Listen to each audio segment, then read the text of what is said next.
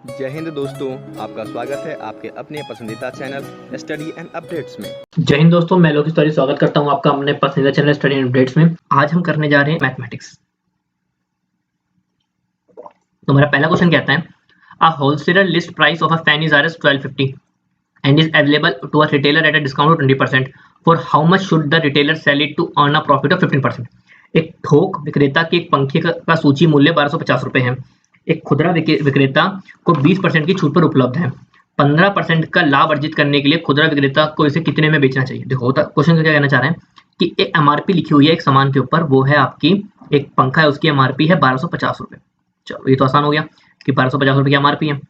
अब जो दुकानदार खरीद रहा है उसको मिल रहा है 20% डिस्काउंट पे।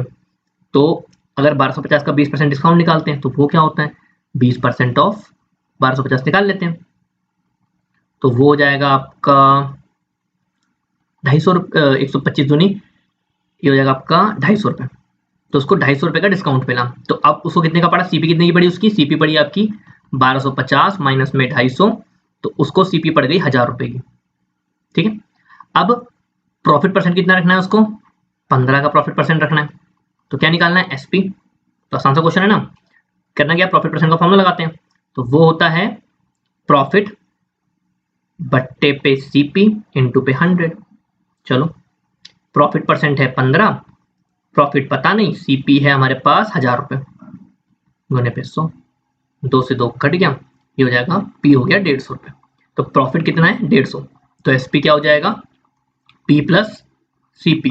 तो 150 प्लस में 1000, ये हो जाएगा आपका 1150 रुपए में उसको बेचना है।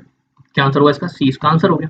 आइए बढ़ते हैं हमारा 37वां क्वेश्चन जो कि हमारा if the cost price of 9 pen is equal to the selling price of 11 pen then what is the gain और लॉस परसेंटेज। यदि 9 कलमों का क्रय मूल्य 11 कलमों के विक्रय मूल्य के बराबर है तो लाभ या हानि प्रतिशत क्या है। तो वही कहना चाह रहे हैं सीपी ऑफ 9 पेन, जो 9 का क्रय मूल्य है वो एसपी ऑफ 11 के बराबर है। अब पहले मुझे ये बताओ, अगर 9 पेन उसने खरीदे और 11 पेन उसी रेट में बेचे तो उसको लॉस हुआ है कि गेन हुआ है, मतलब उसको घाटा हुआ है कि फायदा हुआ है? उसको हुआ है घाटा। क्यों? मानते हैं कि उसने एक पेन खरीदा 1 रुपए का, तो एज्यूम करते हैं, लेट करते हैं सीपी ऑफ एक पेन जो है वो है 1 रुपए का। ठीक है, तो सीपी ऑफ 9 पेन कितने के हो जाएंगे, 9 रुपए के सीपी ऑफ 9 पेन हो जाएंगे, और एसपी ऑफ 11 पेन कितने हो जाएंगे, 11 रुपए का हो जाएगा। तो 9 रुपए के उसने 9 पेन खरीदे और 11 पेन उसने 9 रुपए के बेच दिए, तो उसको हुआ है घाटा। तो एक पेन का एसपी कितना हो जाएगा, यहाँ निकालेंगे एसपी ऑफ 1 पेन, वो हो जाएगा आपका 9 बट्टे पे 11। ठीक है, अब निकालते हैं लॉस। लॉस होता है आपका सीपी माइनस एसपी। तो सीपी है आपका 1, एसपी है आपका 9 बट्टे 11, तो ये हो जाएगा आपका 11 माइनस 9, ये हो जाएगा आपका 2 बट्टा 11। निकालना क्या है, लॉस परसेंट। फॉर्मूला क्या होता है, लॉस बट्टा सीपी इंटू 100। तो लॉस है 2 बट्टा 11, सीपी है 1 इंटू में 100, तो 2 बट्टा 11 इंटू में 100, तो ये हो गया आपका 200 बट्टे पे 11। तो अब अगर इसको सॉल्व करोगे तो ये आपका आंसर आ जाएगा, इसमें निकालना है हमें आंसर, तो इसको आप कर लो 11 कम 11 फिर 18 सही 2 बट्टा 11% इसका आंसर हो जाएगा। क्या आंसर है, सी इसका आंसर हो गया। आइए बढ़ते हैं हमारा 38वां क्वेश्चन जो कि हमारा what will be the value of x square if 3 की पावर x minus 3 की power x minus 1 is equal to 486। x square का मान क्या होगा अगर ये दे रखा है तो। अब इसको समझो, ये थोड़ा क्वेश्चन अच्छा है और समझने वाला क्वेश्चन है। तो कैसे करेंगे, यहाँ पे मैं इसको ऐसे लिखूंगा 3x माइनस 3 की पावर x माइनस 1 को मैं ऐसे लिख सकता हूँ 3x बट्टे पे 3 की पावर 1। होता क्या है, अगर कभी भी ऐसे 3 की पावर m माइनस n होता है तो उसको हम 3 की पावर m बट्टे 3 की पावर n लिख सकते हैं। ये एक फॉर्मूला होता है, तो वही मैंने यहाँ यूज किया। इससे मुझे क्या मिलेगा, जो इससे मुझे क्या मिलेगा मैं बताता हूँ। इससे मुझे मिलेगा, मैं यहाँ से 3 की पावर x कॉमन निकाल सकता हूँ। यहाँ बचेगा मुझे 1, यहाँ बचेगा मुझे 1 बट्टे पे 3 बराबर 486, कुछ ऐसे बनेगा। ठीक है, अब 3 की पावर x, इसको सॉल्व करोगे तो 3 में से एक जाएगा 2 बट्टा 3 बराबर 486। सॉल्व करोगे 3 की पावर x बराबर 486 इंटू में 3 अपॉन पे 2, तो 3 की पावर x बराबर हो जाएगा आपका यहाँ पे सॉल्व करने पर 2 एकम 2, 2 दूनी 4, 2 चौके 8, 2 तिया 6, 3 तिया 9, 3 चौके 12 का 2, हासिल 1, 3 दूनी 6 और 1 7, 729। तो ये हो जाएगा आपका 3 की पावर x और ये हो जाएगा आपका 3 की पावर 6 है ये। तो x की वैल्यू हो गई 6, हमें निकालना एक्स स्क्वायर है, मतलब 6 गुना 6 बराबर आंसर हो गया 36। तो ए इसका आंसर हो गया। ये बढ़ते हैं हमारा 39वां क्वेश्चन जो कि है हमारा find the compound interest on the 10,000 rupees in 2 year at 4% per annum, the interest being compounded half yearly. देखो क्वेश्चन दिया गया है, आपको 10,000 रुपए दिए गए हैं, 2% 2 वर्ष में 4% प्रति वर्ष की दर से अर्धवार्षिक रूप से चक्रवृद्धि ब्याज निकालना है। क्वेश्चन समझो, इसने दे तो रखा है सब कुछ एनुअल हिसाब से, बट जो कह रहा है इंटरेस्ट निकालने को वो है हाफ ईयरली। तो इस केस में क्या होता है, हमेशा ऐसे केस में क्या होता है, रेट हो जाता है आधा और टाइम हो जाता है डबल। ठीक है, अब निकालते हैं फॉर्मूला। अमाउंट का फॉर्मूला होता है P इंटू में 1 प्लस आर अपॉन पे 100 पावर पे होता है T। P है 10,000, 1 प्लस आर है 2 बट्टे पे 100 पावर 4, ये हो जाएगा 1 और ये हो जाएगा 50। तो सॉल्व करोगे ये बनेगा 10,000 गुना 50 और 1 51 बट्टे 50 4 बार, क्योंकि पावर 4 है।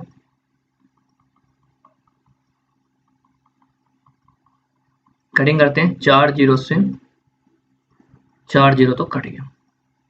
सॉल्व करोगे तो आपका आंसर जो आएगा इसको पूरा सॉल्व करने पर वो आएगा आपका 10,824 रुपये 32।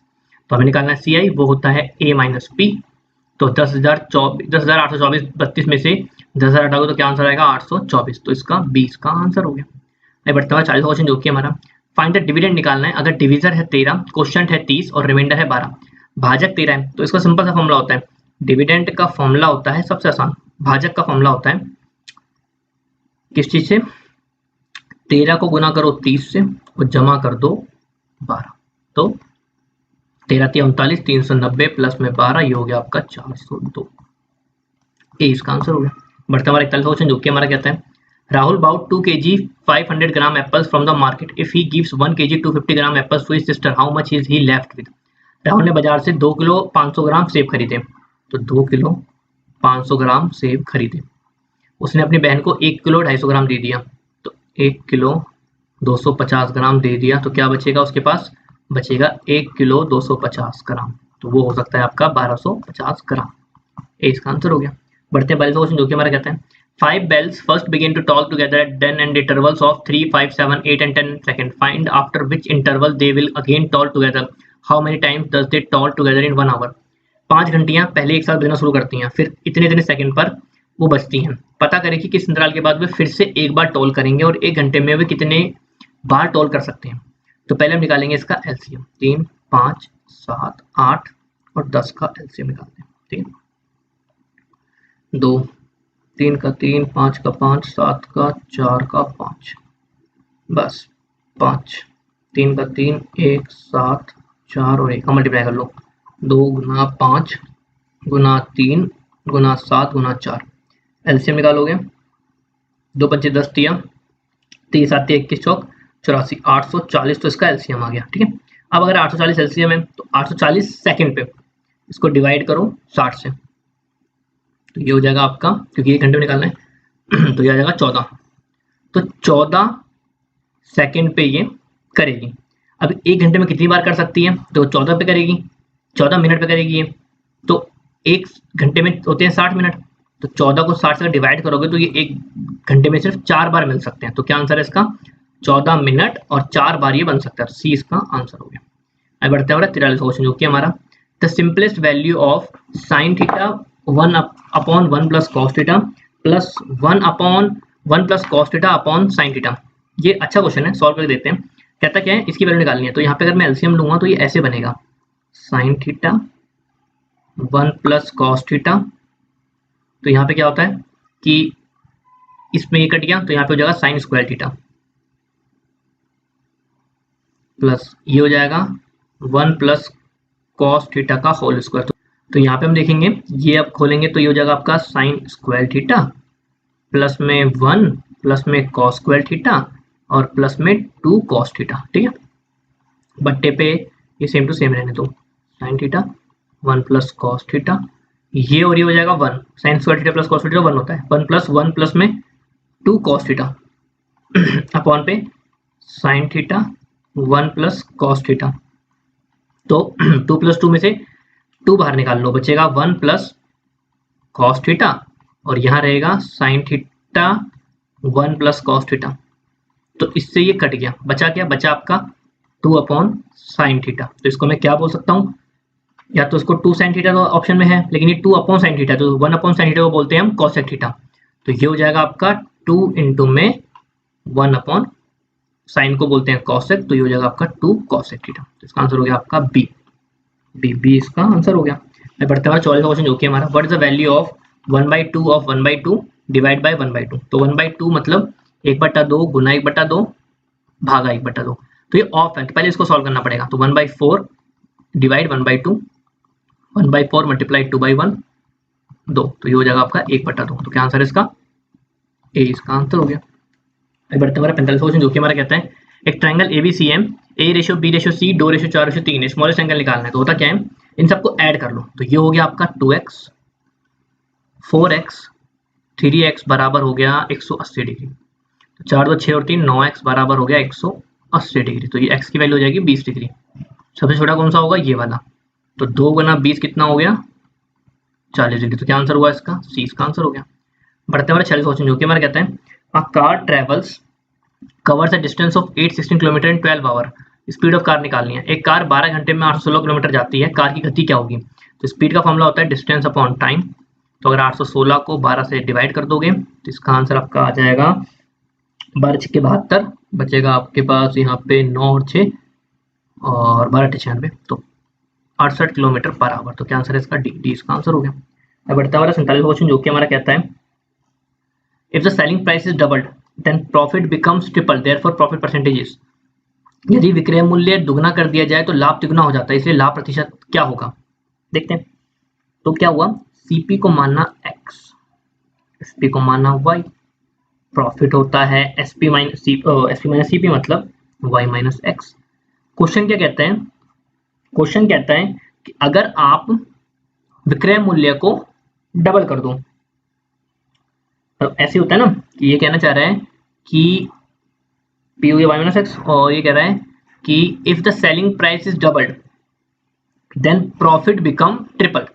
तो अगर मैं सेलिंग प्राइस को डबल कर दूं तो प्रॉफिट हो जाएगा, सेलिंग प्राइस को डबल कर दोगे तो प्रॉफिट हो जाएगा ट्रिपल। तो ये ऐसे बोल सकते हो 3 गुना y माइनस में x बराबर 2y माइनस में x। ठीक है, अब ये आप सॉल्व करोगे तो 3y माइनस में 3x बराबर 2y माइनस एक्स।